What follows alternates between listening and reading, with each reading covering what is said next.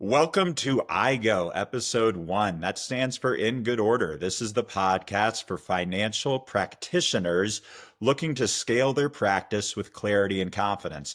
I'm Ben Braverman, senior consultant at SMS Financial Solutions, and now it's time to get in good order. Our guest today is AVP of Training at SMS Financial Solutions, coming from the home office there in Omaha, Nebraska, Steve Rohrig. Steve, how you doing today? I'm doing great. Thanks, Ben. Excellent. Appreciate you being on the first episode of IGO, Steve. I thought the most relevant content for us to dig into immediately, as this podcast is intended to take the things that we're always talking about and give it to practitioners working with SMS with immediacy that they can then implement in their practice. And a big topic of conversation in our meeting yesterday and my conversations with advisors in the field doing seminars, webinars, or educational content via podcasts and YouTube is the big, beautiful bill, Yep. specifically Social Security and taxes. Yep. Yep. So I read the white paper multiple times this week. I've come up with some questions. Steve, in a couple sentences, what exactly is the meat of the big beautiful bill for the retirement planning community, and why are advisors and why are we so, if you will, pumped up about it? Yep. Well, great question, Ben. I think really the sweet spot for the this bill, this recent act, is what we call middle income America. Um, there's a few things going on there. The increased standard deduction, obviously the extension of the tax cuts, but really the bell cow, and for this is going to be that new $6,000 per person additional senior age bonus deduction. Let's double click on that right there. The $6,000 senior bonus deduction. Yeah. Right out of the gate, I'm an advisor. I want to make my clients aware of the $6,000 senior bonus deduction. Who qualifies and why is this such a game changer? Okay. First of all, who qualifies, Ben? It's really just two check marks, right? Age 65 plus. So if your clients turn 65 this year, that's checkbox number one. And the next one is going to be an income threshold. So there's different thresholds for single and married filing joint. But the big idea there is if you're below these thresholds, you'll get 100% deduction. For instance, if you're married, it's going to be 150 to 250. It's kind of tapers down, and then above 250 for married, 175 for single.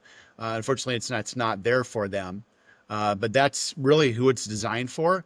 Also, too, it was really intended for allow President Trump to deliver on his campaign promise of reducing income taxes on Social Security.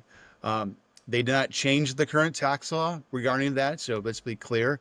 But this is kind of a workaround to really allow middle income retirees benefit for the next 4 years and not be burdened with that additional tax on Social Security income. How does this open the door? And it sounds like you answered the question a little bit, but I want to lean in with some specificity here. How does this open the door to Social Security tax planning and Roth conversion strategies? Yeah, so obviously Social Security is a big income source for nearly every retiree out there. So if you want to get in front of your clients on a favorable basis, by all means, this is a great time to do that. Also for those Roth conversions, because we have the extension now of the temporary tax cuts back in 2017, now kind of permanent, I use air quotes permanent. But the idea here, we have more years ahead of us to do Roth conversions in a really favorable income tax bracket and rates based on history, right? So, and then that new bonus allows us even more windows to do Roth conversions for the right client. So I think de-risking your portfolio from taxes and Social Security taxes, top of mind for many clients out there. I'm a huge advocate of divorcing the IRS from your IRA because Yeah. your IRA is just an IOU to the IRS. Let's lean in on that though. So the extension of the TCJA, did I say Yep. that correctly? You did. Okay, Yep. so the extension of the TCJA, is that permanent? I'm getting confused there. Is it until 2028? How long? What's our runway here? Yeah, our runway really is unknown, Ben, but the word permanent means there's no expiration date. So with the Tax Cuts and Jobs Act, there was a known 8-year expiration date, would have been December 31st of 2025. That's been removed. That's not to say down the road, future, leadership and presidents and Congress could change it. But right now, it just gives us more stability and certainty around the tax code relative to rates and brackets. So this seems like a great opportunity for advisors to talk about Social Security and taxes. And one thing that I really want to lean into in subsequent episodes, and especially today, is what elite advisors are doing, what our top producers are doing. Safe money and guaranteed income is great.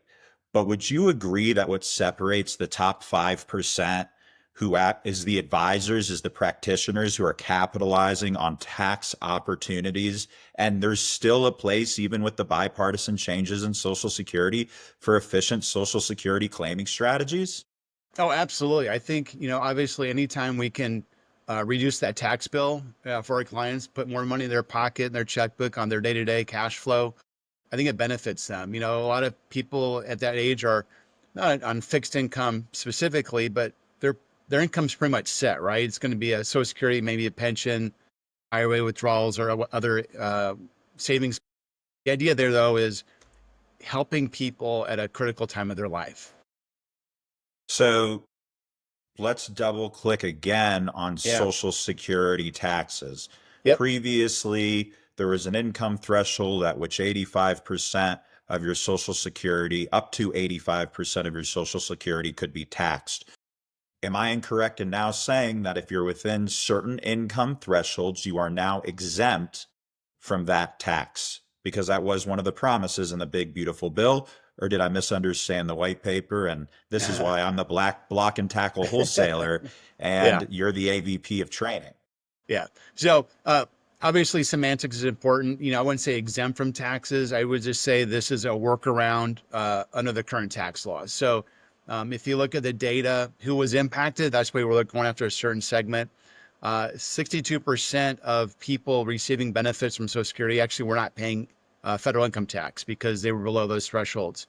That's going to be widened now to 88%. So obviously the high income owners will continue to have to pay, but for those people going from 62 to 88% of the people out there, and if you run the math, that's about 12 million Americans now who are not going to be paying tax on Social Security for the next 4 years. So it's temporary, it's a workaround, but like I said, you're helping these clients at a critical time of their life, save on this tax. One thing that I've gotten into in conversations about Roth conversions with practitioners, and we'll probably do, or we'll almost certainly do an entire episode on the ins and outs of Roth conversions, and I'll have some YouTube videos here in the next few weeks just digging into how they work and what tools, strategies, and reports we can use to articulate that to advisors. Is it fair to say that with taxes still being on sale, is it worth for some individuals getting to that taxable Social Security threshold in the interest of long-term tax efficient savings on their retirement income? Yeah.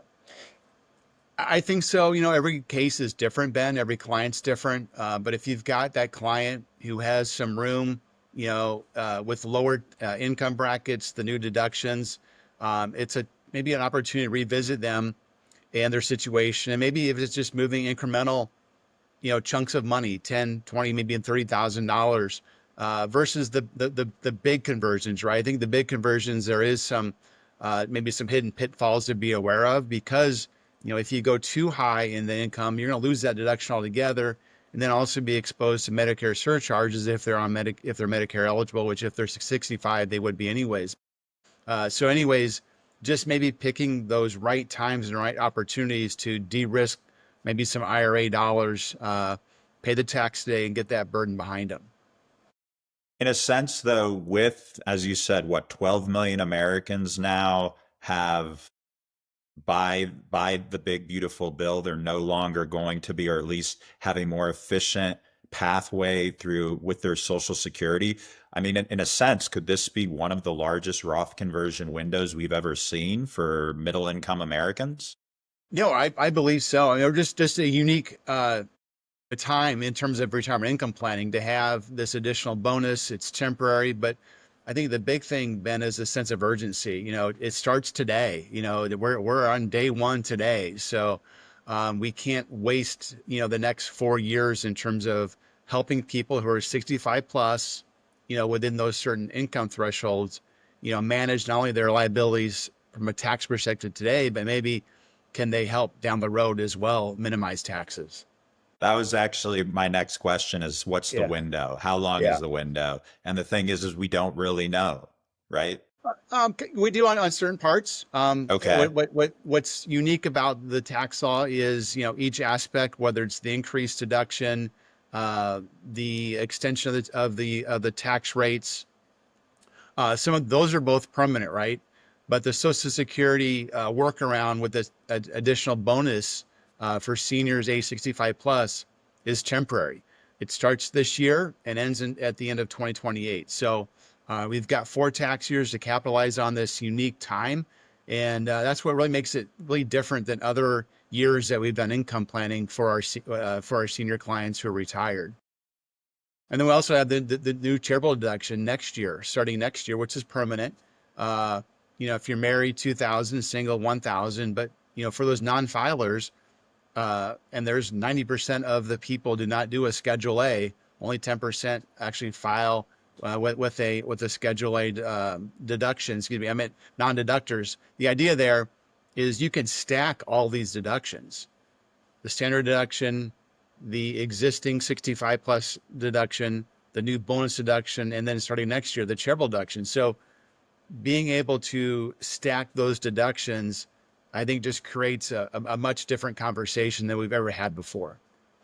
Is there an opportunity for 1099 business owners in the 65-year-old space, or does this really apply to those that are at, near, or truly in retirement? Yeah, there were some provisions, Ben, specific to small business owners. 199A comes to mind, extension of that. I just know that the small business owners, there were some things in there to help benefit them as well. So probably, work with your CPA or work with an accountant there. But, once again, another niche out there to go after. But, business owners obviously have their own needs and their own ways to maneuver through the tax system. And that's such a great point, coordinating with the CPA, Yeah. because tax is a three-letter word that I find that a lot of financial practitioners want to stay away from. But if you engage with your clients at a high level about the opportunities in the big beautiful bill, or the opportunities while taxes are on sale, as they have been for quite some time now, but may not be indefinitely, who's your client most likely going to double check your work with, or in Yeah. fact encourage you to double check your work with? When I say you, I'm talking about you, the financial professional, their CPA, their accountant. What does that create? A COI, a center of influence, and a potential referral network. Yeah, exactly. Um, Also want to clarify, I did say non-filers. I meant people who do not use their Schedule A. So the people who don't deduct, they're now an above line deduction for that charity. So just want to clarify there. So all these deductions are stackable. This is assuming that they're not itemizing their deductions. Correct. Yep. And then even then the new bonus too, that the new bonus, the 6,000, is even available to those who do itemize. So that's another, you know, oddity to be aware of is who's it for, when does it start, and how long does it last? Those are probably the big three things that you have to look at on a case by case basis. So, yeah. So if you're an advisor and hearing this right now and you're thinking, I need to put this into motion, what should they do next? Identify in their book of business for whom this is applicable? What are your thoughts? Yep. So obviously the bill touches nearly everybody in the United States in one form or fashion, right? Whether you're working, small business owner, retiree, maybe segment your clients based on, their source of income. Are they a business owner or not? And then maybe look at ages, right? So certain things happen at certain ages, but then also if you have a rough gauge of how much their modified adjusted gross income is, then you can do very targeted messaging based on those 3 or 4 variables there that's specific to them within the bill.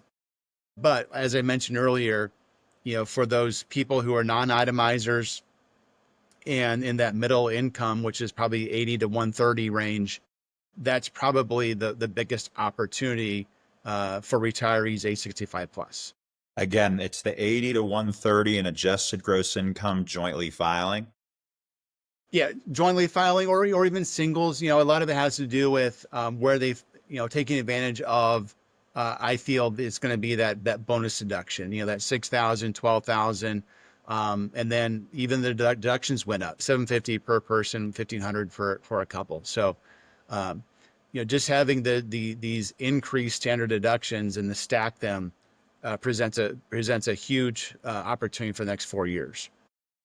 I really like that. I mean, you can effectively say, do you want to, I need to have a conversation with you because there's the opportunity to save $6,000. Is that an unfair statement?